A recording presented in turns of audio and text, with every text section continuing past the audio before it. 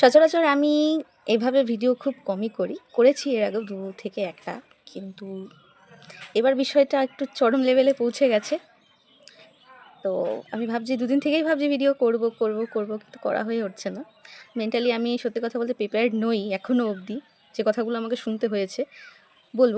তার আগেই বলি, হ্যালো এভরিওয়ান, আমি মৌসুমী সম্পূর্ণা চ্যানেলে সকলকে স্বাগত জানিয়ে আজকের একটা ভিডিও তোমাদের সাথে শেয়ার করব, সেজন্যই সামনে আসা। তো চলো শুরু করা যাক। তো এই বিষয়টা নিয়ে আমি হাসবো না কাঁদবো না রাগ করব, মানে আমার মুখে কোনো ভাষা নেই বলার। যেহেতু ভিডিও করছি সেজন্য একটু ভদ্র সভ্য ভাষা ইউজ করতে হবে, নাহলে আমার মাথাটা প্রচণ্ড পরিমাণে গরম হয়ে আছে। আমি মানে নিজেকে কন্ট্রোল করতে পারছি না আর কি, কীভাবে তোমাদের কথাগুলো বলবো, কিন্তু বলবো। আমার মনে হয় তোমাদেরও জানা উচিত যে আমাদের এই জেনারেশনে এসেও কিছু মানুষ কেন বলছি, মহিলা রয়েছে যে মহিলার শত্রু বলে না, মেয়েদের শত্রু হতে পারে, কিরম টাইপের কথা বলতে পারে তোমাদেরও জানা উচিত। তো আমার সাথে যে জিনিসটা হয়েছে, তো সেজন্য তার প্রতি আমার একটুও সহানুভূতি নেই। সে আমার থেকে বয়সে বড় হতেই পারে, কিন্তু যে জায়গাটা আজকে উনি তৈরি করেছে, সেই জন্য আপনি আগে তো দূরের কথা, তুমিটাও দূরের কথা, আমি তাকে তুই বলেই সম্বোধন করছি। তো বিষয়টা হচ্ছে যাকে নিয়ে, আমি নাম এখন অবধি নিচ্ছি না, যদি এর থেকে বেশি বাড়াবাড়ি হয় আমি নাম নেব। তোমরা যদি জানতে চাও অবশ্যই আমাকে কমেন্ট করো, আমি নামটাও বলে দেবো। আমি যেভাবে বলবো তোমরা ঠিক বুঝতেই পারবে যে আমি কাকে বলছি। আর বিশেষ করে বলছি একজন স্বাস্থ্যকর্মী যিনি বাচ্চাদের পড়ায়, ছোটো ছোটো বাচ্চাদের, তার সম্বন্ধে। আর সম্পর্কে উনি আমার রিলেটিভস হন, মানে আমার বাবার দাদার ওয়াইফ হয়। জেঠি বলতেও আমার মুখে মানে বাজছে ওনাকে, এটুকু সম্মান ওনার প্রতি আমার নেই। তো উনি আমাকে বলেছে, আমার ফার্স্ট অফ অল উনি আমার বাড়িতে এসছে আমাকে চোখ রাঙাতে, ভালো কথা। উনি ভেবেছিল আমাকে বলে পার পেয়ে চলে যাবে, আমি কোনো উত্তর দেব না, কিন্তু উনি ভুল। এখনকার জেনারেশনের মেয়েদের মুখে চোপা না থাকলে সত্যি এই জেনারেশনে মেয়েদের বাঁচা খুব কঠিন, খুবই কঠিন। তো এসছে, ফার্স্ট কথা বলেছে উনি, আমি নাকি ওনাদের সংসারে অশান্তি লাগিয়েছি। ঠিক আছে, বুঝলাম উনি আমার সাথে ঝগড়া করতে এসছে। তো আমি ফার্স্টে বলেছি, তেমন কিছু বলিনি। উনি আমাকে তারপরে যেটা বললো সেটা শুনলে তোমরা কি বলবে আমি ঠিক জানি না, আমার মুখে বাজছে না, তবু আমি তোমাদের বলবো। এই জন্য নাকি আমার এই অবস্থা, আমি নাকি বাজা, আর এই জন্যই আমার শ্বশুরবাড়ির সাথে সম্পর্ক হয়তো আমার ভালো নয়, এই জন্য আমি আমার বাপের বাড়িতে পড়ে রয়েছি। তো তোমরা এর কমেন্টে আমাকে জানিও, তোমরা মেয়েরা যদি, আমার মেয়ে হোক ছেলে হোক, কমেন্টটা ভিডিওটা নিশ্চয়ই দেখবে, তোমরা কমেন্টে জানিও উনি কথাটা কি ঠিক বলেছে। তো এই এক কথা দু কথাতে নানান কথা উঠে আসে, সেগুলো না হয় অন্য একটা ভিডিওতে বলবো, কিন্তু এই দুটো কথা শুনে মানে বেসিক্যালি আমার তো প্রচণ্ড পরিমাণে খারাপ লেগেছে। আমি সচরাচর না, আমি খুব একটা ঝগড়াঝাটি করি না, আমি কোনো দিন তেমন ঝগড়াঝাটিও করিনি আর কি। পাড়ার অনেকে, মানে পাড়ার যারা আছে তারা হয়তো বলতে পারবে না যে মৌসুমি কারোর সাথে এমনভাবে তাদের সাথে এমনটা ঝগড়া করেছে, কিন্তু এখনকার এই জেনারেশনের মেয়েদের যদি মুখে চোপা না থাকে না,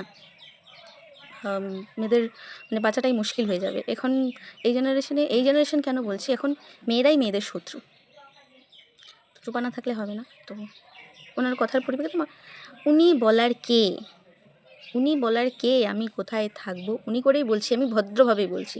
যদিও ওনার প্রতি আমার একটুও সম্মান নেই, একটুও না। আমি এর আগে অনেক কথাও শুনেছি ওনার নামে আর কি, তবুও মানে নিজে যতদিন না জিনিসটা নিজের উপরে অ্যাপ্লাই হয় না, ততদিন মানুষ বুঝতে পারে না যে মানুষটা কোন লেভেলের খারাপ আর ছোটো লোক টাইপের হতে পারে। তো যাই হোক, উনি বলার কে আমি কোথায় থাকবো না থাকবো? উনি কি আমার গার্জিয়ান, না উনি আমাকে খাওয়াতে আসে? নিশ্চয়ই না। খাওয়ানো, আমাকে যদি কিছু বলারই হয়, আমার বাড়ির লোক আছে, বাবা আছে, মা আছে, আমার হাজব্যান্ড আছে। আর বেবি নিচ্ছি না বলেই আমি যে বাজা, সেটা বলার রাইট তোমায় কে দিয়েছে? তোকে কে দিয়েছে? তুই তো একজন বলে স্বাস্থ্যকর্মী, ওই সো কল্ড শিক্ষিত যাকে বলে, সেই টাইপের একটা মহিলা। সম্পর্কে উনি আমার রিলেটিভসই হন। তো যাই হোক, কে রাইট দিয়েছে তোকে যে আমি কোথায় থাকবো? আমার শাশুড়ির সাথে আমার সম্পর্ক ভালো না। আরে নিজেকে আমার শাশুড়ির সাথে তুলনা করিস না, তুই তার নখেরও যোগ্য না। ওই ঠাকুর ভক্তি দেখাস না, ওগুলো সব তোদের লোক দেখাচ্ছে, আর কিছুই না। যদি তোমাদের মধ্যে কারোর সৎসাহস থেকে থাকে, ভিডিওটা নিশ্চয়ই দেখবে। একজন দুজন এতজন রয়েছো তোমরা, সৎসাহস যদি থেকে থাকো আমার মতো, কমেন্ট করো যে আমি ঠিক, মানে আমি ঠিক, সে আমায় কথাগুলো ঠিক বলেছে না ভুল বলেছে, কমেন্ট করে জানিও। আর এরপরে যদি বেশি বাড়াবাড়ি হয়, এই যে বলে না অতি ভক্তি চোরের লক্ষণ, এর একমাত্র উদাহরণ হচ্ছে উনি। যদি ওনার মনে সত্যিকারের ভক্তি থেকে থাকতো না, তাহলে মুখ দিয়ে এসব নোংরা বাজে কথা বেরোতো নাই কখনো। কাচালি আরও একটা কথা বলে দিই, কেউ যদি বাড়িঘর বানায় সেটার প্রতিও যে তার এত হিংসা থাকতে পারে, আমি নিজের কানে শুনেছি, নিজের কানকে কখনো অবিশ্বাস করা যায় না। তো নিজের কানে শুনে বাড়িঘর বানালেও যে মানুষের এত হিংসা থাকতে পারে, সেটা ওনাকে দেখলে বলা হয়, উনি বলেছে, সেটা আমি নিজে কানেই শুনেছি। আরও অনেক কিছু আছে এরকম টুকটাক কথাবার্তা। তো আমি এই ভিডিওটা বেশি মানে বড় করছি না আর কি, যতটুকু হলো ঠিক আছে আপলোড করছি। এরপরে যদি আবারও কিছু, মানে আমার মনের মধ্যে তো, মানে আমার ভেতরটা তো জ্বলছে, আমাকে তো, মানে জিনিসটাকে আমি যেহেতু ঝগড়া তেমনটা করতে পারি না, যার মুখ দিয়ে এরকম টাইপের কথা বেরোতে পারে, সে তার ঠাকুরের প্রতি কোনো ভক্তিই থাকতেই পারে না। আমি সেটা বিশ্বাসই করি না, আর মনে হয় না আর কেউ বিশ্বাস করবে যে যার মুখ দিয়ে এইসব নোংরা কথা বেরোতে পারে তার ঠাকুরের প্রতি কোনো ভক্তি থাকতে পারে। আর তুমি তেমন ধোয়া তুলসী পাতা নাও, তোমার সম্বন্ধে আমার অনেক কিছু জানা আছে। এই জন্যই নাকি শুনেছি বলবো না, আর সে কতটা ভালো সেটা আমি খুব ভালো করেই জানি। মানে একই উঠোনের মধ্যে বাড়ি, এক বাড়ির লোকই বলেছে যে নাকি বরকে পেটায় এই বয়সে ডিভোর্স চায়, আর বর নাকি এই বয়সে সুসাইডও করতে যায়। তার উঠানের মধ্যে, মানে একই বাড়ির মধ্যেই থাকে, ওনারই বাড়ির লোক বলেছে, ওনার প্রিয় বান্ধবীও বলতে পারো। যাই হোক, মায়ের পেটের বোনও হতে পারে, আমার জানা নেই। তো যাই হোক, বলেছে। আরও আমি অনেক কিছু জানি, কিন্তু এখনও কিছু মুখ খুলছি না আমি, কিন্তু সাবধান, মেয়েদেরকে এভাবে উল্টোপাল্টা কথা বলার আগে 10বার ভেবে নিস। যে সেদিনকার পর থেকে না আমার প্রচণ্ড পরিমাণে মাথা গরম হয়েছে, ভেতরটা জ্বলছে। আমি যতক্ষণ না আমার মানে রাগটাকে উড়াতে পারছি আর কি, আমি ততক্ষণ এভাবে বলেই যাব।